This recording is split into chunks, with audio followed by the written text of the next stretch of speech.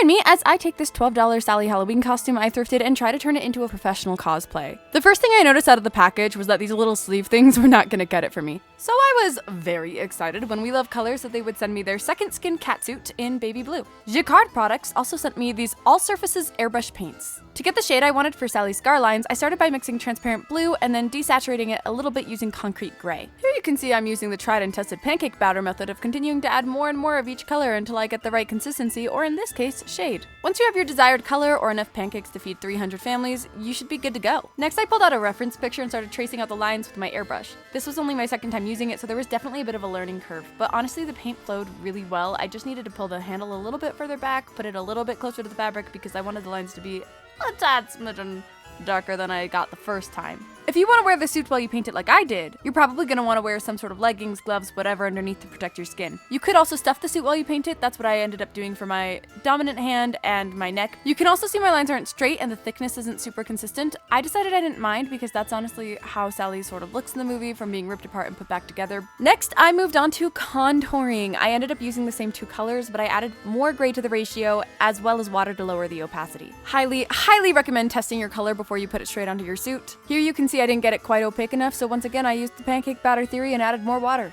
As you think about where to contour, consider all the places your body would normally cast a shadow. Any lines from muscle definition, or beneath or behind joints. For the application of the contouring, I found it worked the best to start far away and then get closer as needed. You really want to go light with these to help keep them more natural. I also added contouring underneath all of the scars. Sometimes it's a little iffy where to put the shadow, but just go with your gut on this one. It's gonna look great, don't worry about it. Here you can see me painting the arm on the side of my dominant hand using my handy dandy grocery bags that you just shove in the sleeve. You have a ton in your house, I know you do, everyone does.